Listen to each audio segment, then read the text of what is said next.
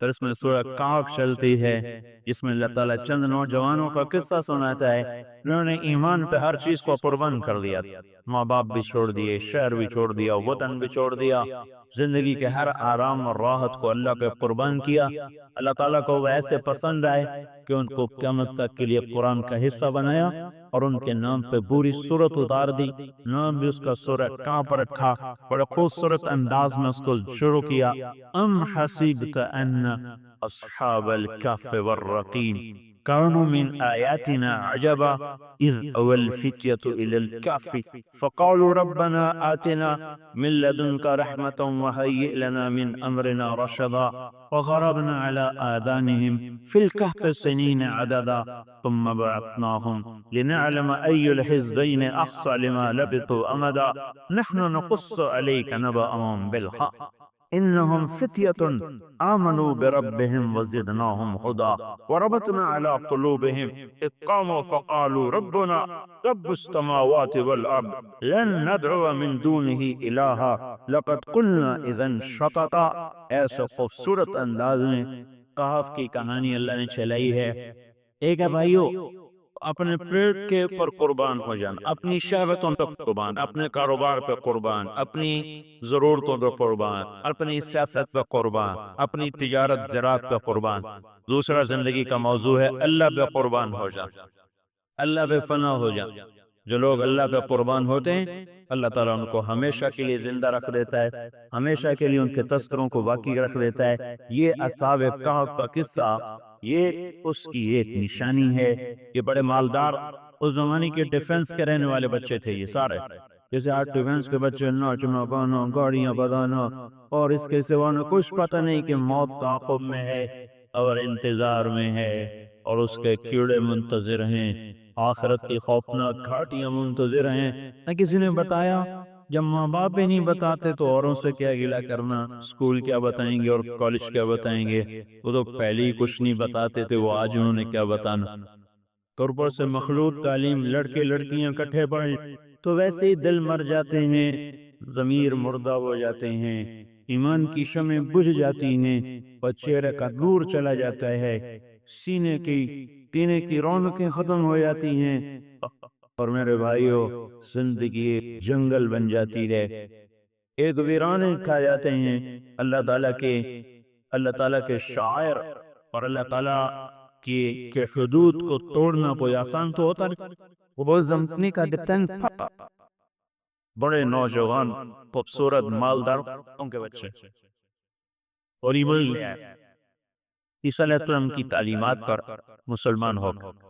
تو بادشاہ کو پتہ چلا تو اس نے ان کو بلا کے سمجھایا کہ تم بڑے بڑے لوگوں کی اولاد ہو، میرے قریبی وہ مقرب لوگ ہیں، تو میں تمہیں مہلت دیتا ہوں سوچنے کی، تم سوچ لو، اگر تم واپس نہ لوٹے تو پھر مجبوراً مجھے تمہیں قتل کرنا پڑے۔ ایک ہفتے کی مہلت۔ اب یہ سارے نوجوان کٹھے، فتیہ کا کیا مطلب ہے کہ یہ سارے نوجوان 30 سال سے کم عمر کے تھے، 30 سے اوپر کا کوئی نہیں تھا انہیں، سب کی جو عمریں تھیں وہ 30 سے 30 سال کے درمیان، جو بالکل پاگل پن کی عمر ہوتی ہے، جنون کی عمر ہوتی ہے، یہ وہ ان کا زمان، فتیتن، نوجوانوں کی جماعت، نوخیز کلیاں تھیں جو 30 برس سے نیچے تھے۔ ابھی آپس میں بیٹھ کر سوچ پایا اب کیا کریں؟ اگر ایمان کے تقاضے پورے کرتے ہیں تو گھر بھی گیا، مزے بھی گئے، جان بھی گئی، اور اگر ان کے تقاضے پورے کرتے تو ایمان گیا اور آخرت گئی، کیا کریں؟ حضرت علی کا ایک ارشاد ہے، لا تبع آخرتک بدنیاک بل بیع دنیاک بآخرتک۔ یہ ارشاد فرمایا کبھی بھی جب دنیا اور آخرت میں ٹکر ہو تو کبھی آخرت کو نہ بیچ دینا، جب بھی بیچنا پڑے دنیا بیچنا، آخرت نہ بیچنا۔ تو علی نے فرمایا دنیا اور آخرت میں جب ٹکر ہو تو آخرت بچا لینا، دنیا بیچ دینا، چونکہ دنیا تو آخر گھر بھی چلی جائے گی، آخرت آ کے جائے گی نہیں، اور دنیا آ کے چلی جائے گی۔ کبھی آپس میں سوچ رہے کیا کریں، انہوں نے کہا بھائی دنیا چھوڑ جانی ہے، توبہ کرو، چلو اللہ کے نام پہ نکلو، ایمان بچاؤ۔ یہی آج تبلیغ والے کہتے ہیں نکلو ایمان بچاؤ۔ وہ کہتے ہیں کہاں جائیں، یہ نیا دین لے کے کہاں سے آگے، یہ گھر چھوڑ کے جانا کہاں لکھا ہوا ہے؟ میں یوں کہتا ہوں جہاں لکھا ہے وہاں پڑھتے نہیں، جہاں پڑھتے ہیں وہ لکھا ہی کوئی نہیں۔ اور نوائے وقت میں تو نہیں لکھا ہوگا، اور جنگ میں تو نہیں لکھا ہوگا، یہ بیکار فضول رسالوں میں تو نہیں لکھا ہوگا۔ جہاں لکھا ہے وہاں پڑھو گے تو نظر آ جائے گا، صحابہ کی زندگی پڑھو گے تو نظر آئے گا، اپنے محبوب کی سیرت پڑھو گے تو نظر آئے گا، اپنی تاریخ پیچھے پڑھو گے تو نظر آئے گا، اور کیمسٹری پڑھو گے، بایولوجی، باٹنی، یہاں تھوڑا ہی نظر آئے گا، بی اور ایم بی اور بدنی کیا کیا، جتنی یہ تو ضروریات ہے زندگی میں، ان کا انکار نہیں کر رہا ہوں، لیکن ہماری یہ منزل نہیں ہے۔ ہماری بدقسمتی ہے کہ ضرورتیں ہمیں منزل بنا کے دکھا دی گئی، یہ تیری زندگی کا مقصد ہے، یہ تیری زندگی کا مقصد ہے، یہ ہمارا مقصد نہیں، ہمارے راستے کی چیز۔ یہ قصہ اللہ نوجوانوں کو سنا، دیکھو کیا ہوا، ان کا بھائی ایمان بچاؤ، پھر تو گھر چھوٹے گا، چھوڑو، ماں باپ چھوڑو، وطن چھوڑو، مزے چھوڑو، نکل پڑے۔ راستے میں ایک چرواہا ملا، بھائی تم بڑے خوبصورت جوان، یہ کہاں جا رہے ہو؟ انہوں نے کہا بھائی ہم اپنا ایمان بچا کے جا رہے ہیں۔ اب مجھے بھی تو کچھ بتاؤ، ایمان کیا چیز ہے؟ اب اس کو دعوت دی، وہ بھی مسلمان ہو گیا، کہا مجھے بھی ساتھ لے چلو، وہ بھی چل پڑا، وہ ساتھ اس کا کتا بھی چل پڑا۔ اب وہ کتے کو بفیرا ہٹائیں، پر کتے میں وفا ہوتی ہے، وہ ہٹے نہیں، وہ ساتھ ساتھ، وہ ساتھ ساتھ۔ جب انہوں نے دیکھا نہیں ساتھ چھوڑ دیا، چلو بھائی اس کو بھی آنے دو، چل پڑے۔ اب چلتے چلتے ہمیں اب تھک گئے، تھوڑی دیر آرام کر لیں پھر آگے چلیں گے۔ ایک غار سا دیکھا، اس میں جا کے پڑ گئے، سستانے کے لیے سستان، یوں سر لگایا زمین پر، اور وہیں اللہ نے سلا دیا، کیا نہیں نکالی؟ عزیر علیہ السلام کی تو روح نکال لی۔ عزیر علیہ السلام کا ایک بستی سے گزر ہوا، ساری بستی کو آگ لگی ہوئی تھی، لوگ پڑی، لاشیں بکھری پڑی، ان کے جی میں آیا انا یحیی ہذہ اللہ بعد موتہا، اللہ ان کو کیسے زندہ کرے، کس طرح زندہ کرے، انا یحیی ہذہ اللہ بعد موتہا۔ یہ دل میں خیال ہے، اب نبی تو معصوم ہوتے ہیں، ان کی تو فوراً تربیت ہوتی ہے اور تنبیہ ہوتی ہے۔ تھوڑی دور گئے تو آگے بھوک لگی، کوئی تھکن ہوئی، تو ایک ایسے کھنڈر سے تھے، وہاں انہوں نے اپنے گدھے کو باندھا، اور اس کا وہ جو اوپر ہوتا ہے رحل پالان سا، وہ نیچے رکھا، اس پر یوں ٹیک لگائی، اور انگور تھے، روٹی کو توڑا، پیالے میں ڈالا، اوپر انگوروں کا رس نچوڑ کر ان کے اوپر ڈالا، تو پھر پیالے کو رکھ دیا کہ انگوروں کا رس روٹی میں تھوڑی دیر کے لیے رچ جائے گا، پھر روٹی نرم ہو جائے گی، پھر میں کھا لوں گا۔ تو سامنے ایک دیوار تھی ٹوٹی ہوئی، اس پر ایسے ٹانگیں رکھی، کس طرح سمجھ رہے گا، یوں ٹانگیں رکھی اور یوں سر ایسے، یہی اللہ نے موت دے دی، اور ایسے ہی پڑے ہوئے، اسی حال میں 100 سال گزر گئے۔ فَأَمَاتَهُ اللَّهُ مِئَةَ عَامٍ ثُمَّ بَعَثَهُ، 100 سال کے بعد اللہ نے اٹھایا، ایسے ہی ٹانگیں اوپر اور ایسے۔ ہاں بھائی عزیر کم لبثت، بھائی کتنی دیر ٹھہرے ہو؟ قاضی یوم، یہ کوئی ایک دن کریں نہیں، ایک دن میں نے، یا اللہ زیادہ بتا دی، قاضی یوم، یہ کوئی چند گھنٹے ہی ٹھہرا ہوں میں، آدھا دن، آدھا دن۔ تو اللہ نے کہا میں بتاؤں کتنا ٹھہرا ہے؟ کجی قبل لبثت مئۃ عام، تو 100 سال یہاں پڑا رہا۔ اللہ یہ آپ کہتے ہیں 100 سال ہو گئے تھے، فانظر الی طعامک و شرابک لم یتسنہ، ذرا اپنا کھانا دیکھ، پانی دیکھ، کوئی ذرا بدلا ہے؟ دیکھتے بھی روٹی اسی انگور کے رس کے ساتھ نرم ہو چکی ہے، اور تیرا پانی اسی ذائقے میں ہے۔ 100 برس کیا، 100 منٹ گزر جائیں تو کھانے کا رنگ بدلنا شروع ہو جاتا ہے، 100 سال۔ اور پھر کہاں، اور تیرا گدھا کہاں گیا؟ کھجور کو تو پتہ نہیں، اس کو درختی شک کوئی نہیں۔ وانظر الی العظام کیف ننشزها ثم نکسوها لحما، یہ تجھے اس کی ہڈیوں کا چورا نظر آ رہا ہے؟ کہا جی، کہ دیکھو میں ابھی اس کو زندہ کرتا ہوں، تجھے پہلے زندہ کیا، اب اس کو زندہ کرتا ہوں، تو تجھے خود ہی پتہ چل جائے گا کہ تیرا رب کیسے زندہ کرتا ہے، کیسے موت دیتا ہے۔ ایک دم اس کی ہڈیوں نے اگنا شروع کیا، ڈھانچہ بنتا چلا گیا، ہڈیاں سیدھی ہوتی چلی گئیں، پھر اس پر گوشت چڑھا، پھر فضا میں سے کھال بال بال اڑ اڑ کے آتے چلے گئے، لگتے چلے گئے، لگتے چلے گئے، سارا گدھا عزیر علیہ السلام کی آنکھوں کے سامنے بنا، کھال لگی، بال لگی، آنکھیں، ہر چیز لگ کر ایک دم وہ دم دلانے لگا، اور زور سے اس نے اپنا نعرہ لگایا جو لگاتا ہے، سب نے مقصود آواز میں کہ دیکھا یہ تیرا رب ہے، یوں کرتا ہے تیرا رب، یہ ہے تیرے رب کی طاقت۔ تو انہوں نے جو کر رکھا وہیں سو گئے، سو گئے۔ کتا بھی وَكَلْبُهُمْ بَاسِطٌ ذِرَاعَيْهِ بِالْوَصِيدِ، اور ان کتے نے یوں ایسے ہاتھ آگے کیے اور ایک ہاتھ پہ یوں سر رکھ کے کتا بھی یوں ہو کے سو گیا۔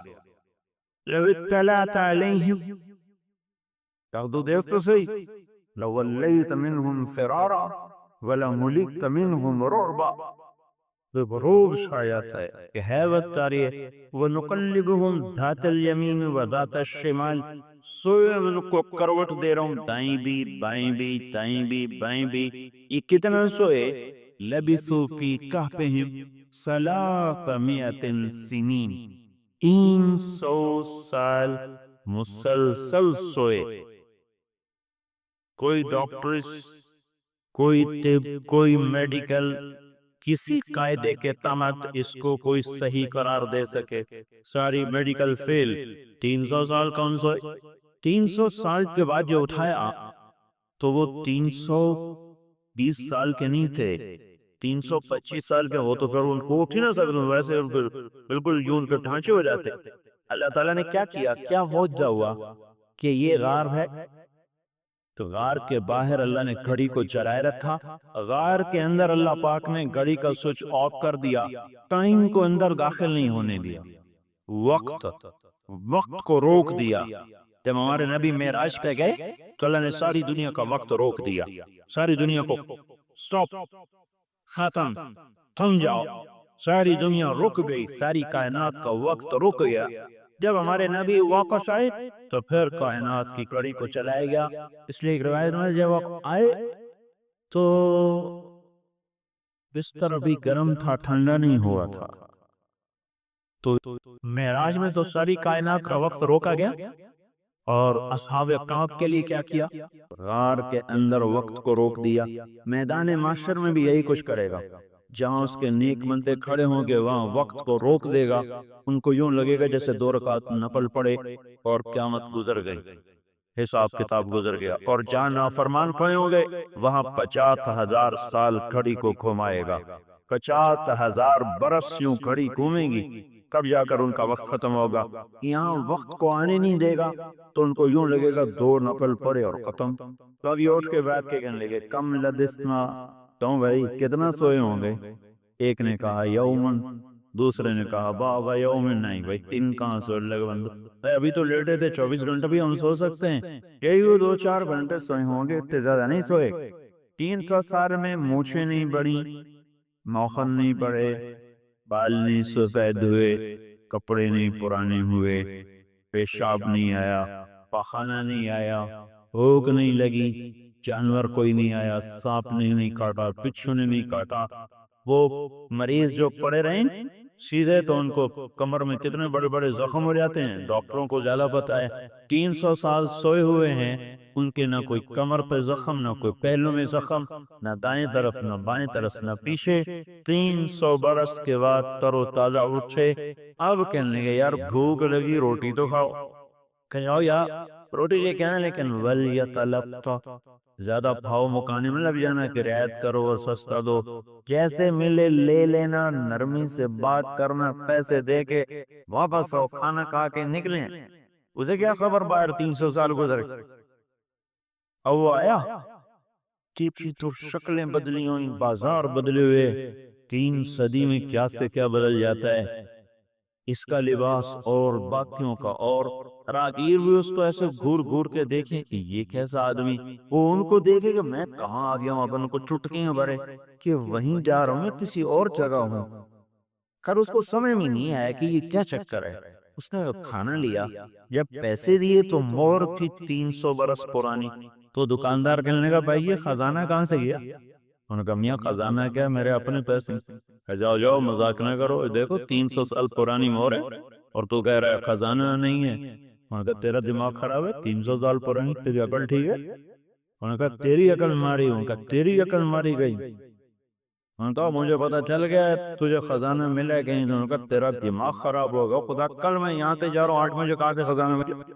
ان میں ہاتھ انہوں نے کہا تھا ہاتھ پائی نہ کرنا، وہ شروع ہو گئی، بولنے میں لوگ کٹھے ہو گئے، اور چلے بھائی مارا گیا، پکڑا گیا۔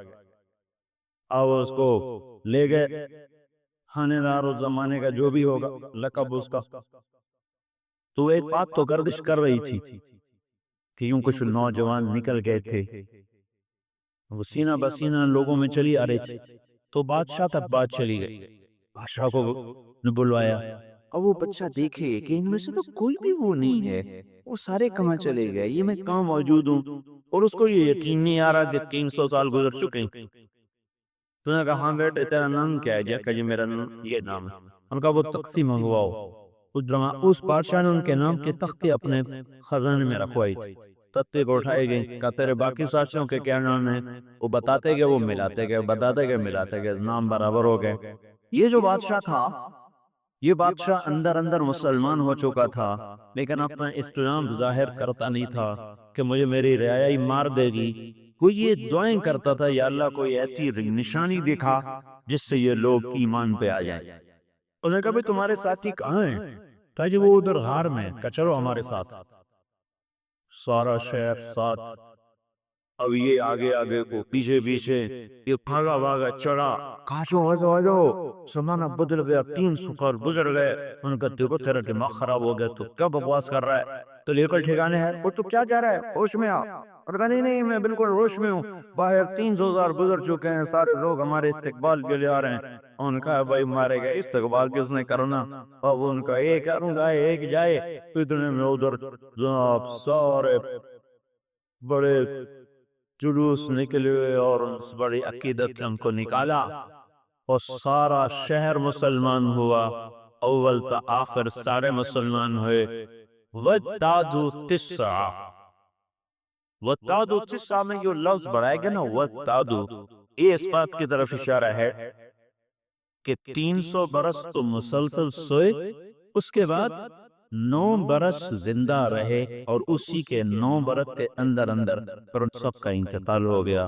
تو اللہ تعالیٰ نے انہوں نے جب ایمان کو مقدم کیا اور اللہ تعالیٰ کے حکم کو مقدم کیا، تو اللہ تبارک و تعالیٰ نے ان کی کہانی کو قرآن کا حصہ بنایا، اور ہمیشہ کے لیے انہوں نے قرآن کی کہانی بنا کر ہماری زبانوں پہ جاری کر دیا کہ جو ایمان کو سامنے رکھ کر چلتے ہیں اور جو آخرت کو سامنے رکھ کر چلتے ہیں، وہی اصل سمجھدار لوگ ہیں، وہی اصل کامیاب لوگ ہیں۔ باقی سب ہلاک ہونے والا سرمایہ ہے، جو اس کے پیچھے بھاگے گا وہ خود بھی ہلاک ہوگا اور اس کا سرمایہ بھی ہلاک ہوگا۔ یہ ڈھلتی ہوئی کشتیوں کا کچھ نہیں ملتا، پانی ہوتا نہیں، پیاس اور بڑھتی ہے۔ تو اللہ تعالیٰ نے یہ ایک بڑا خوبصورت ہمیں اس میں یہ واقعہ سنایا کہ کس طرح اللہ تعالیٰ کے دین کے لیے اپنا سب کچھ قربان